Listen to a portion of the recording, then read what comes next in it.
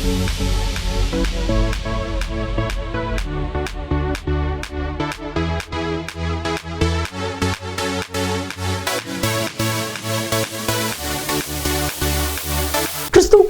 பிரியமான தெய்வ பிள்ளைகளை வெளிப்படுத்தின விசேஷம் பரலோகத்தின் சில காட்சிகள், கர்த்தராகிய இயேசு கிறிஸ்துவனுடைய வருகை, பூமியின் ராஜ்யங்களுடைய வரலாற்றினுடைய முடிவுகள், இவைகளை வெளிப்படுத்துவது தான் வெளிப்படுத்தின விசேஷம். இதனுடைய ஆசிரியர் அப்போஸ்தலனாகிய யோவான் பத்மத்துவில் சிறை கைதியாக இருக்கும் பொழுது கிரேக்க மொழியிலே எழுதப்பட்டது. பெரும்பாலும் அடையாள மொழிகளிலே எழுதப்பட்ட இந்த புத்தகம் மதிப்பிற்குரிய டாக்டர் ரெவரண்ட் பால்ராஜ் அதிசயமணி அவர்கள் மூலமாக நமக்கு டிராஸ்டிவின் மக்களுக்கு இது போதிக்கப்படுகிறது. தெய்வ மனிதர், தெய்வனால் பரிசுத்த ஆவியானவரால் வல்லமையாய் பயன்படுத்தப்படுகிற இவர்கள் கருக்கலான சத்தியங்களையும் ஆழமான உண்மைகளையும் மறைவான மறைப்பொருட்களையும் வெளிப்படுத்தி நமக்கு சொல்லி புரியக்கூடிய நல்ல தெய்வ மனிதர். தொடர்ந்து பாருங்கள். கர்த்தர் அன்பு பால்ராஜ் அவர்களை வல்லமையாய் பயன்படுத்தி வருகிறார். இந்த வெளிப்படுத்தின விசேஷம் உங்களுக்கு மிகுந்த பிரயோஜனமாக இருக்கும். கர்த்தர் உங்களை ஆசீர்வதிப்பார். ஆண்டவருடைய பிரசன்னத்திலே மீண்டுமாக உங்களை காணும் பொழுது அதிக மகிழ்ச்சி அடைகிறேன். இந்நாளிலும் உங்கள் மத்தியில் வந்து உறவு கொள்ளவும் ஆண்டவருடைய வசனத்தை பகிர்ந்து கொள்ளவும் தருணம் கொடுத்த ஆண்டவரை துதிப்பதோடு உங்களுக்கு என்னுடைய நன்றியை நான் தெரிவித்துக் கொள்கிறேன். வெளிப்படுத்தல் விசேஷத்தில் உள்ள 7 சபைகள், ஒவ்வொரு சபை குறித்து வரிசையாக நாம் பார்த்தோம். கடைசியாக லவோதிக்கேயா சபையை குறித்து நாம் படித்து முடித்தோம்.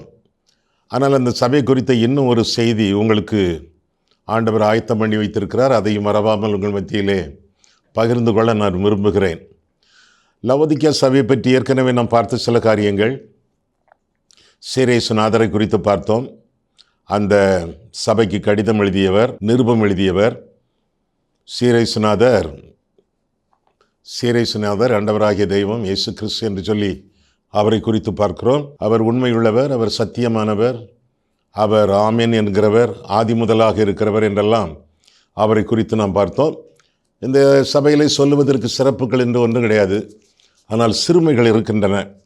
பலவிதமான சிறுமைகள் அந்த சபையிலே உண்டு என்று சொல்லி வேதத்தில் என்ன வாசிக்கிறோம். வாந்தி பண்ணப்படக்கூடிய சூழ்நிலையிலே அந்த சபை அருவருப்பாக காணப்படுகிறது. நிர்பாக்கியமுள்ள ஒரு சபை, பரிதபிக்கப்படத்தக்க ஒரு சபை, தரித்திரமான ஒரு சபை, குருட்டு சபை, இப்படி பலவிதமாக அந்த சபை குறித்து நாம் காண்கிறோம்.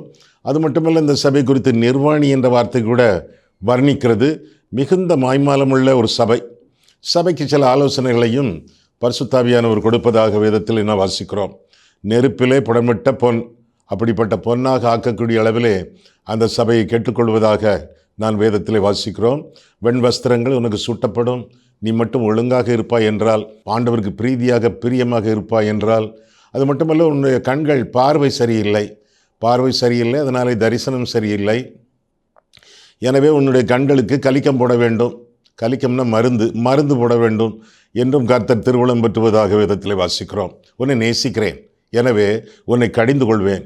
உன்னை நேசிக்கிறேன், எனவே உன்னை சிட்சிப்பேன் என்றெல்லாம் அந்த சபைக்கு ஆலோசனைகள் வழங்குவதாக நான் வேதத்திலே இந்த சபைக்கு எழுதப்பட்ட கடிதத்திலே நான் பார்க்கிறோம்.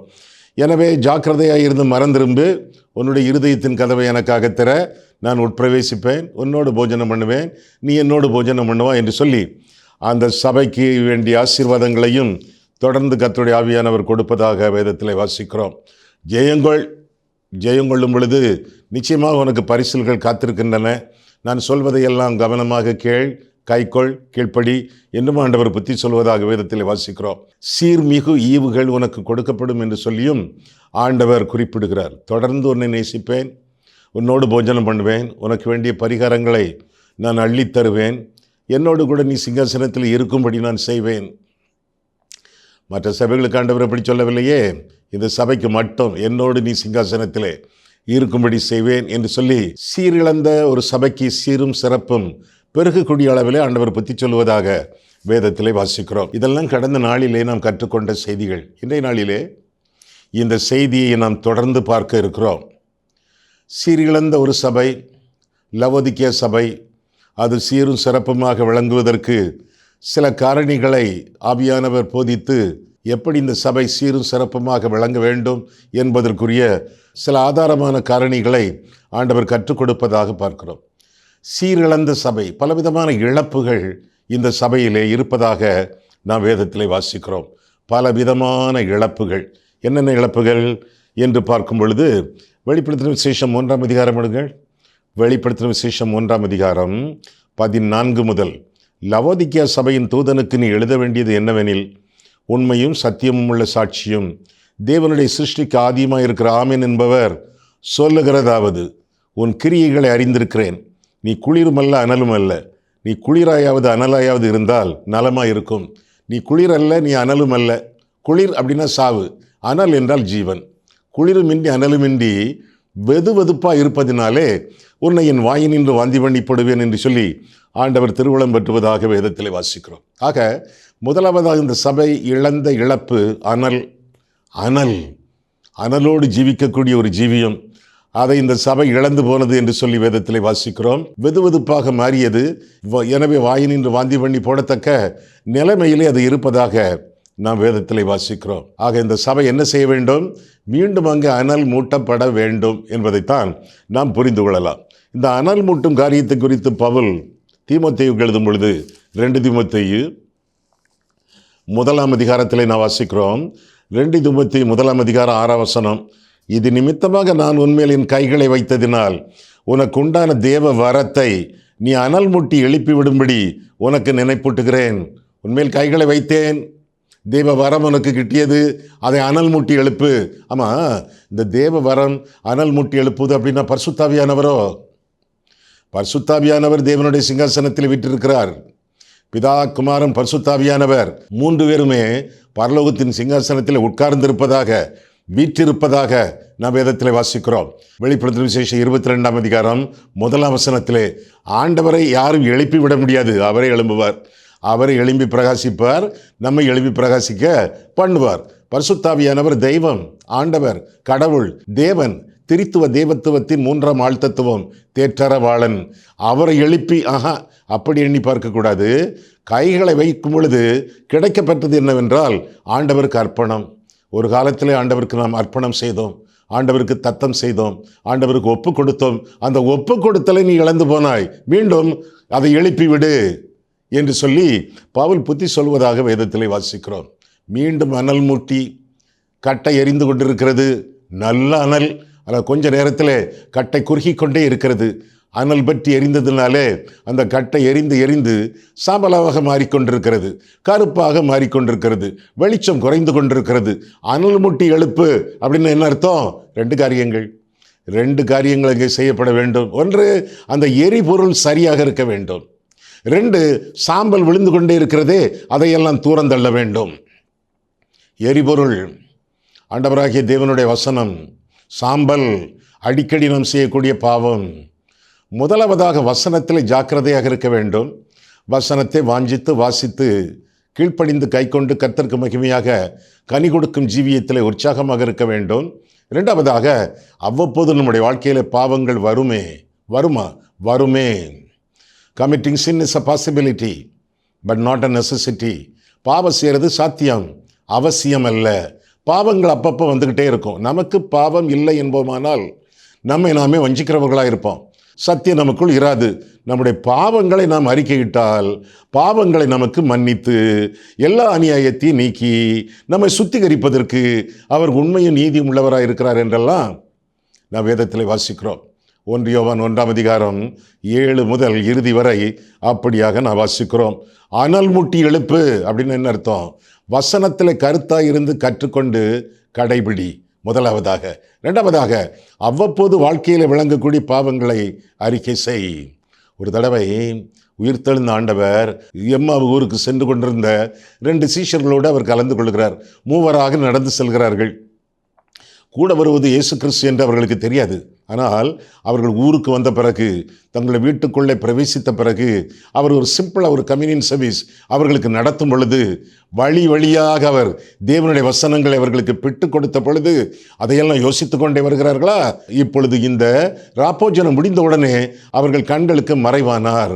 உடனே அவர்கள் என்ன சொல்லிக் கொள்கிறார்கள்?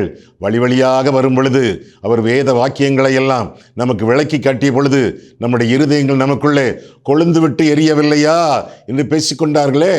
அதை போல இந்நாட்களிலே லவோதிக்கேயா சபை மாதிரி இல்லாமல் இருதயம் கொழுந்து விட்டு எரியக்கூடிய அளவிலே அனலுள்ள கிறிஸ்தவர்களாக நாம் வாழ வேண்டியது நம்முடைய கடமையாகும்.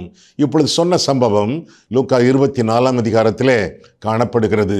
அனலுள்ளவர்களாக நாம் ஜீவிக்க வேண்டும். அவர்கள் முதலாவதாக அனலை இழந்தார்கள், இரண்டாவதாக ஆதரவை இழந்தார்கள். எல்லா ஆதரவும் போச்சு.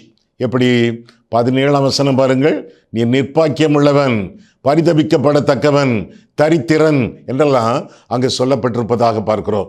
எல்லாவற்றையும் இழந்து போனார்கள், ஆதரவை இழந்து போனார்கள். ஆதரவு கொடுப்பார் அவர்களுக்கு யாருமே இல்லை என்று சொல்லி அந்த பகுதியிலே நாம் பார்க்கிறோம். பாக்கியம் எல்லாம் போச்சு, பரிதபிக்கப்படத்தக்க நிலை ஆச்சு, தரித்திரம் வந்து சூழ்ந்து கொண்டது. இப்படியாக எல்லாவற்றையும் இழந்த ஒரு சூழ்நிலை அவர்களுடைய சூழ்நிலையாக காணப்படுவதாக நாம் வேதத்தில் வாசிக்கிறோம். நமக்கு ஆதரவு உண்டா? தேவன் நமக்கு அடைக்கலமும் பலனும் ஆபத்து காலத்தில் அனுகூலமான துணையுமானவர். முதலாவது தேவனுடைய ராஜ்யத்தையும் அவருடைய நீதியும் தேடும் பொழுது இக பர நன்மைகள் எல்லாம் நமக்கு கூட கொடுக்கப்படும் என்று சொல்லி வேதம் கற்றுக் கொடுக்கிறதே. முதலாவது தேவனுடைய ராஜ்யம், அவருடைய நீதி. அப்போ உங்களுக்கு வேண்டியது கொடுக்கப்படும். அப்படியா இருக்கு? அப்படி சொல்லல ஆண்டவர். முதலாவது தேவனுடைய ராஜ்யத்தையும் அவருடைய நீதியும் தேடும் பொழுது எல்லா நன்மைகளும் கூட கொடுக்கப்படும். நீங்கள் கேட்பது மட்டுமல்ல, அதற்கு மிஞ்சி உங்களுக்கு அருளப்படும். உங்கள் விசுவாசத்திற்கு மிஞ்சி, உங்கள் விருப்பத்துக்கு மிஞ்சி, உங்கள் விண்ணப்பத்திற்கு மிஞ்சி உங்களுக்கு அருளப்படும் என்று சொல்லி வேதம் நமக்கு கற்றுக் கொடுக்கிறது. செய்ய வேண்டியது என்ன? முதலாவது தேவனுடைய ராஜ்யம், அவருடைய நீதி. ஆதியிலே தேவன் பூமியையும் வானத்தையும் படைக்கவில்லை. ஆண்டவர் வானத்தையும் பூமியையும் படைத்தார். முதலாவது வானம், இரண்டாவது பூமி. முதலாவது ஆவிக்குரிய காரியங்கள், இரண்டாவது பூமிக்குரிய காரியங்கள். முதலாவது தேவனுடைய ராஜ்யம், அவருடைய நீதி. எல்லா நன்மைகளும் கூட கொடுக்கப்படும் என்று சொல்லி வேதத்தில் வாசிக்கிறோம். ஆதரவே இல்லாமல் அங்கலாய்த்து கொண்டிருக்கிறீர்களா? உங்களுடைய ஆதரவு ஆண்டவராகிய தெய்வம், ஆண்டவராகிய இயேசு கிறிஸ்து. அவர் ஐஸ்வர்ய சம்பன்னர். நமக்கு வேண்டிய எல்லாம் அவர் கையில் இருக்கிறது. கேட்டு பெற்றுக்கொள்ள வேண்டிய கடமை நம்முடைய கடமை. கேளுங்கள், அப்பொழுது உங்களுக்கு கொடுக்கப்படும். கேட்கிறவன் எவனும் பெற்றுக்கொள்கிறான். என் நாமத்தினாலே நீங்கள் எதை கேட்டாலும் குமாரனிலே பிதா மகிமைப்படும்படியாக நான் அவைகளை செய்வேன் என்று சொல்லி ஆண்டவர் திருவுளம் பற்றி இருக்கிறார். எனவே ஆண்டவரிடத்தில் கேட்டு ஆதரவை பெற்றுக்கொள்ள வேண்டியது நம்முடைய கடமை என்று சொல்லி வேதத்திலே நாம் தெளிவாக வாசிக்கிறோம். ஒன்றுமில்லாமையிலிருந்து எல்லாவற்றையும் சிருஷ்டிக்கக்கூடிய தெய்வம் நமக்கு முன்னே நம்முடைய தேவைகள் ஒன்றுமே இல்லை என்றாலும் சிருஷ்டிக்க அவர் வல்லவராக இருக்கிறார் என்று சொல்லி வேதம் நமக்கு கற்றுக் கொடுக்கிறது. வனாந்தரத்திலேயே தண்ணீர் ஊற்றை திறந்தவராச்சே, அப்பேற்பட்ட கர்த்தர் உங்களுடைய கர்த்தர். ஆதரவு அவர் மூலமாக ஆண்டவருடைய நாமத்தினாலே உங்களுக்கு கிட்டும் என்று சொல்லி வேதத்திலே நான் வாசிக்கிறோம்.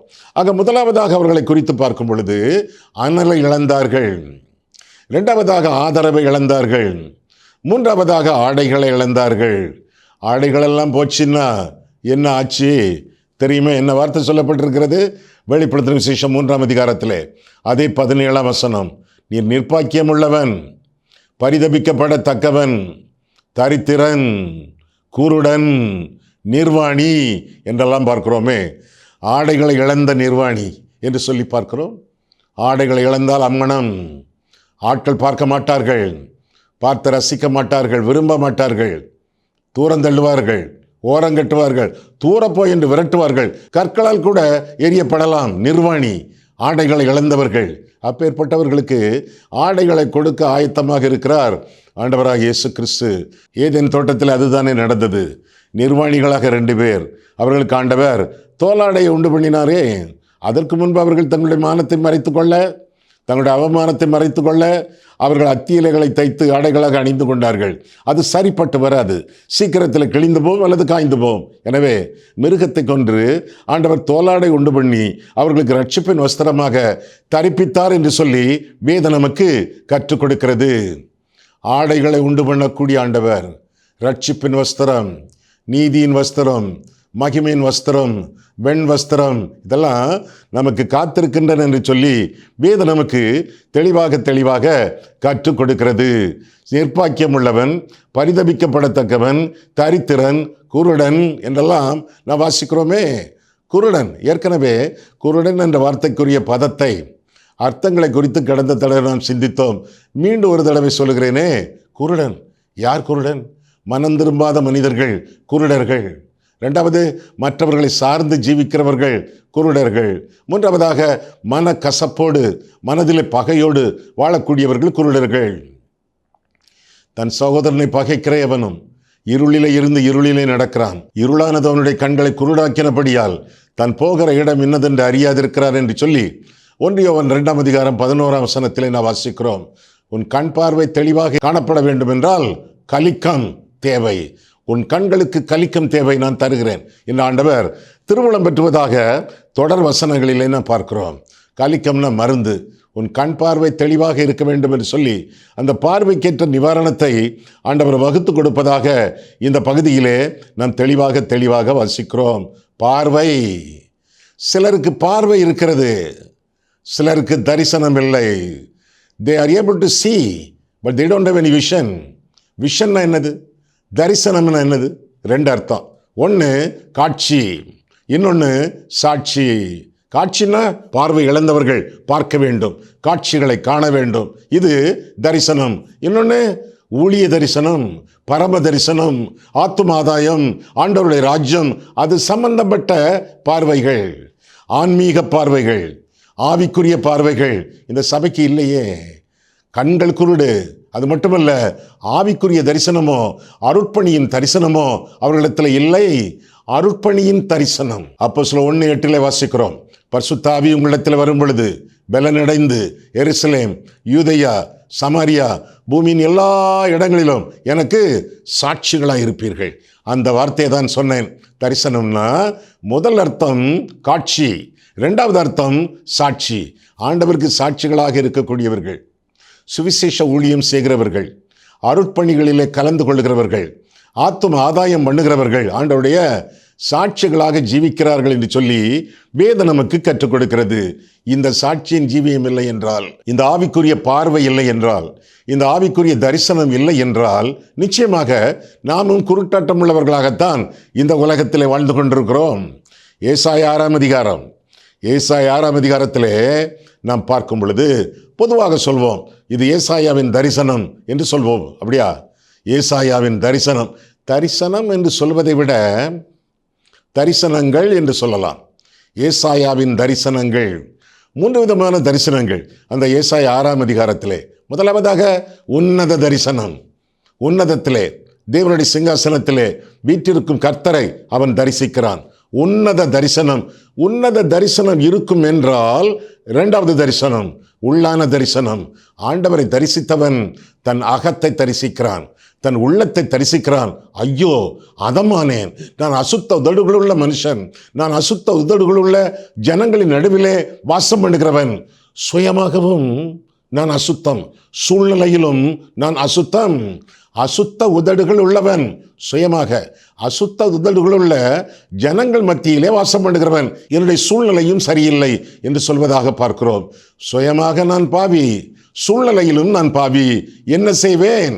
முதலாவதாக உன்னத தரிசனம், 2வதாக உள்ளான தரிசனம், 3வதாக உலக தரிசனம், ஊழிய தரிசனம். யாரை நான் அனுப்புவேன், யார் நமது காரியமாய் போவான் என்று கர்த்தர் உரைத்த பொழுது, இதோ அடியேன் இருக்கிறேன், என்னை அனுப்பும் என்று சொல்லி தன்னை அர்ப்பணிப்பதாக வேதத்தில் நான் வாசிக்கிறோம். 3 தரிசனங்கள். உன்னத தரிசனம் இருந்தால் உள்ளான தரிசனம் இருக்கும், உள்ளான தரிசனம் இருந்தால் உலக தரிசனம் இருக்கும். இந்த தரிசனங்கள் இல்லை, குருடர்கள். கலிக்கம் தேவை, மருந்து தேவை, ஆண்டவருடைய ரத்தம் தேவை, ஆண்டவருடைய வசனம் தேவை, ஆண்டவருடைய ஆவியானவர் தேவை, ஆண்டவருடைய சிலுவையின் அனுபவங்கள் தேவை. இதனாலே கண்கள் சுத்திகரிக்கப்பட்டு கர்த்தருக்கு அடுத்த தரிசனங்களிலே ஈடுபடலாம் என்று சொல்லி வேதம் நமக்கு கற்றுக் கொடுக்கிறது. ஆக முதலாவதாக அவர்கள் இழந்து போனது அனலை, 2வதாக அவர்கள் இழந்து போனது ஆதரவை, மூன்றாவதாக அவர்கள் இழந்து போனது ஆடைகளை. நான்காவதாக அவர்கள் இழந்து போனது ஆவிக்குரிய பார்வையை, தரிசனத்தை. ஐந்தாவதாக அவர்கள் இழந்து போனது அடக்கத்தை. அடக்கத்தை, தாழ்மையை தரித்து கொள்ள வேண்டியவர்கள் தாழ்மையையும் இழந்து போனார்கள் என்று சொல்லி வேதம் நமக்கு கற்றுக் கொடுக்கிறது. எங்கே பார்க்கிறோம்? மீண்டும் அந்த வசனத்தை வாசித்து விடுவோம். வெளிப்படுத்தின விசேஷம் 3:17.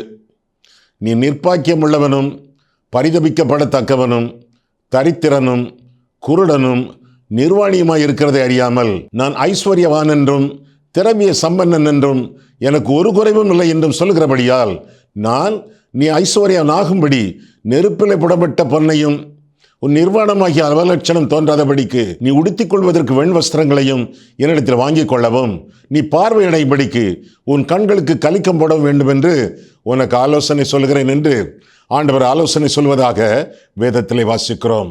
அடக்கமில்லை, மாய்மாலம், எனக்கு எல்லாம் இருக்கிறது என்று சொல்லுகிறான். ஆனால் அவனுக்கு ஒன்றுமே இல்லை. அந்த பணக்கார வாலிப தலைவனை போல மார்க் 10ஆம் அதிகாரத்திலே ஆண்டவர் சந்திக்கிறானே, அந்த வாலிபன், பணக்கார வாலிப தலைவன். மத்தேயு, மார்க்கு, லூக்கா 3 சுவிசேஷங்களிலேயும் இந்த மனிதனை நாம் சந்திக்கிறோம். எல்லாம் அவனுக்கு இருக்கிறது. பெரிய பணக்காரன். இன்னும் அவனுக்கு முன்பாக நேர நாட்கள், வருஷங்கள் இருக்கின்றன.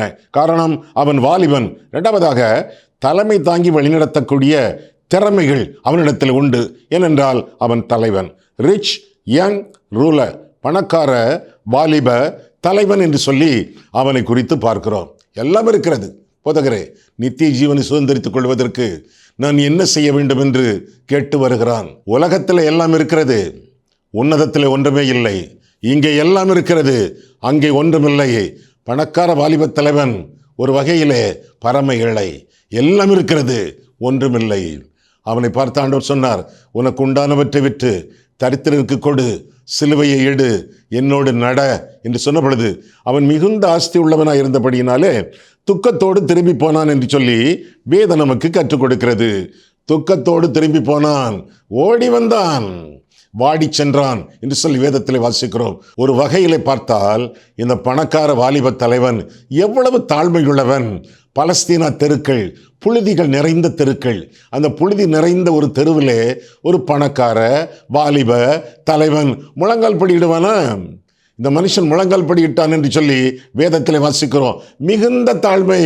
ஆமா, நியாயப்பிரமாணம் என்ன சொல்கிறது என்று ஆண்டவர் அவனிடத்தில் கேட்டதற்கு, என் சிறு வயது முதல் இதற்கெல்லாம் நான் கீழ்ப்படிந்திருக்கிறேன் அப்படின்னு சொல்றானே. ஆக ஆண்டவருடைய வேதத்தை கரைத்து குடித்தவன், மேக்சிமம் அந்த வசனங்களுக்கு கீழ்ப்படிந்தவன் என்று சொல்லி அவனை பார்க்கிறோம். தாழ்மையுள்ளவன் என்றும் அவனை குறித்து நாம் அறிகிறோம். அது மட்டுமல்ல, வேதத்திலே வாசிக்கிறோம், இயேசு அவனிடத்திலே அன்பு கூர்ந்து என்று வாசிக்கிறோம்.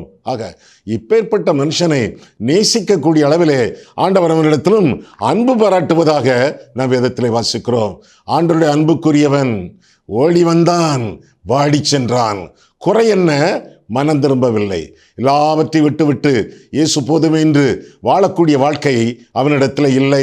உனக்கு என்ன தேவை? ஆண்டவரே, எனக்கு நித்திய ஜீவன் தான் தேவை. ஆண்டவரே, அப்படியா? நான் தானே ஜீவன், நான் தானே பரிபூரண ஜீவன், நான் தானே நித்திய ஜீவன். நானே வழியும் சத்தியமும் ஜீவனுமா இருக்கிறேன். நான் ஆடுகளுக்கு, உனக்கு ஜீவன் உண்டாகவும் அது பரிபூரணப்படவும் இந்த உலகத்தில் வந்தேன். என்னைத்தானே தேடி வந்திருக்கிறாய். நான் தானே ஜீவன், ஏற்றுக்கொள். எல்லாவற்றையும் விட்டு என்னோடு நட, நான் தான் ஜீவன் என்று சொல்லும் பொழுது மிகுந்த ஆஸ்தி உள்ளவனாயிருந்தபடியினால் என்று வாசிக்கிறோம். மிகுந்த வசனங்களை மனப்பாடம் பண்ணி இருந்தபடியால் என்று சொல்லவில்லை. மிகுந்த வசனங்களுக்கு கீழ்ப்படிந்து நடந்தபடியால் என்று சொல்லவில்லை. மிகுந்த ஆஸ்தி. பண ஆசை எல்லா தீமைக்கு வேறல்லவா? ஊரில் ஒரு பழமொழி சொல்லுவாங்க. என்ன பழமொழி? பணம் எதுவரை பாயும்? பாதாளம் வர நீ சொல்கிறீங்களோ, நல்ல வேளை பரலோகம் வர பாயும் நீ சொல்லலை. அது அங்கே தான் இழுத்துட்டு போகும். பண ஆசை எல்லா தீமைக்கும் வேறாயிருக்கிறது. இந்த மனுஷனுக்கு மண்ணிலே பெருமை, மறுமையிலே வெறுமை. ஒன்றுமில்லை. உலகத்தில் எல்லாம் இருக்கிறது, உன்னதத்தில் ஒன்றுமில்லை. ஓடி வந்தவன் வாடி சென்றான். அந்த ஆளு பின்னால போய், போகாதப்பா போகாதப்பா என்று ஆண்டவர் கெஞ்சி கொண்டிருக்கவில்லை. அவனிடத்தில் உடனடியாக போய் ஒரு ஃபாலோ பண்ணி கொண்டிருக்கவில்லை. அவன் ஒரு பக்கமாக போனான், ஆண்டவர் இன்னொரு பக்கமாக போனார். அவ்வளவுதான். அதோடு கதை முடிந்தது. எப்பொழுதும் ஆண்டவர் கெஞ்சுகிறவர் அல்ல, பின்தொடர்ந்து வருகிறவர் அல்ல. ஒரு தரம் சொல்லுகிறார், 2 தடவை கேட்டிருக்கிறேன், வல்லமை தேவனுடையது என்று வேதத்திலே வாசிக்கிறோம். கர்த்தர் சொல்லும் பொழுது கீழ்ப்படிந்து அவரை இரட்சகராக ஏற்றுக்கொண்டு அவருடைய சித்தத்தின் நடுவில் ஜீவிக்க வேண்டியது நம்முடைய கடமை. என் ஆவி எப்பொழுதும் மனுஷரோடு போராடுவதில்லை என்று சொல்லி ஆண்டவர் திருவுளம் பற்றியிருக்கிறாரே. இன்றைக்கு கூட நீங்கள் மனம் திரும்ப வேண்டும் என்று ஆண்டவர் போராடுகிறது உண்டென்றால், மனம் திரும்பினா உங்களுடைய பாவத்தை விட்டு, உங்கள் பாவ பழக்க வழக்கங்களை விட்டு, உங்கள் பழைய மதத்தை விட்டு மனம் திரும்பி ஆண்டவரை இரட்சகராக ஏற்றுக்கொள்ள வேண்டும். மனம் திரும்புவதற்கு ஆண்டவர் சில ஏதுக்களை வைத்திருக்கிறார், சில காரணிகளை வைத்திருக்கிறார். என்னென்ன காரணிகள்? முதலாவதாக தேவனுடைய வசனம், ஆண்டவருடைய வசனம். கர்த்தருடைய வசனம் குறைவற்றதும் ஆத்துமாவை உயிர்ப்பிக்கிறதுமாய் இருக்கிறது என்று சொல்லி வேதத்திலே வாசிக்கிறோம். உயிர்ப்பிக்கும் வசனம். வேத வசனத்தை வாசிக்க வாசிக்க, பரிசுத்த வேதாகமத்தை தியானிக்க தியானிக்க உங்களுடைய வாழ்க்கையிலே மனம் திரும்புதல் உருவாகும் என்பதை அறிந்து கொள்ள வேண்டும். முதல் காரணி. 2வது காரணி என்னவென்றால், தேவனுக்கேற்ற துக்கம் என்று சொல்லி வேதத்திலே வாசிக்கிறோம். 2 கொரிந்தியர் 7ஆம் அதிகாரத்தில் அதை குறித்து நாம் பார்க்கும் பொழுது, 2 கொரிந்தியர் 7ஆம் அதிகாரத்தில் அந்த வசனத்தை நாம் காண்கையிலே 2 கொரிந்தியர் 7:10, தேவனுக்கேற்ற துக்கம் பின்பு மனஸ்தாபப்படுகிறதற்கு இடமில்லாமல் ரட்சிப்புக்கு ஏதுவான மனம் திரும்புதலை உண்டாக்குகிறது, லௌகிக துக்கமோ மரணத்தை உண்டாக்குகிறது என்று சொல்லி வாசிக்கிறோம். மனம் திரும்புதல் எப்படி உண்டாகிறது? தேவனுக்கேற்ற துக்கம். வேதனை உண்டாக்கு வழி என்னிடத்தில் உண்டோ என்று பார்த்து நித்திய வழியிலே என்னை நடத்தும் என்று சொல்லி கர்த்தரிடத்தில் அறிக்கையிடுகிறானே தாவீது. அந்த தேவனுக்கேற்ற துக்கம் மனம் திரும்புதலுக்கு ஏதுவாக நம்மை வழி நடத்துகிறது. முதலாவதாக தேவ வசனம், 2வதாக தேவ துக்கம், 3வதாக தேவ தயவு. ரோமர் 2ஆம் அதிகாரம் 4ஆம் வசனத்திலே பார்க்கும் பொழுது, தேவனுடைய தயவு உங்களை குணப்படும்படி உங்களை ஏவுகிறது என்று வாசிக்கிறோம். தேவனுடைய தயவு, தேவனுடைய இரக்கம், தேவனுடைய கிருபை, தேவனுடைய அன்பு, நீங்கள் குணப்பட வேண்டுமே, நீங்கள் ரட்சிக்கப்பட வேண்டுமே என்று சொல்லி தொடர்ந்து ஏவிக்கொண்டிருப்பதாக நாம் வேதத்திலே வாசிக்கிறோம். இன்னொரு காரியம் என்னவென்றால், முக்கியமான காரியம், மற்ற காரியங்களைப் போல மற்ற காரியங்கள் எல்லாம் ரொம்ப பாசிட்டிவான காரியங்கள், இது கொஞ்சம் நெகட்டிவான காரியம். இது கூட மனம் திரும்புதலுக்கு ஏதுவாக நம்மை வழிநடத்துகிறது என்று சொல்லி வேதம் நமக்கு கற்றுக் கொடுக்கிறது. எங்கே? அப்போஸ்தலர் 17 பாருங்கள். அப்போஸ்தலர் 17:30 முதலாக பார்க்கும் பொழுது, முதலாவதாக என்ன பார்த்தோம்? முதலாவதாக தேவ வசனம் என்று பார்த்தோம். 2வதாக தேவனுக்கேற்ற துக்கம் என்று பார்த்தோம். 3வதாக தேவ தயவு என்று பார்த்தோம். இப்பொழுது திட்டமான தேவ நியாய தீர்ப்பு. தேவ நியாய தீர்ப்பு, திட்டவட்டமான நியாய தீர்ப்பு. யாருக்கு? உங்களுக்கு, எனக்கு, எல்லாருக்கும். எங்கே வாசிக்கிறோம்? அப்போஸ்தலர் நடபடிகள் 17ஆம் அதிகாரம்.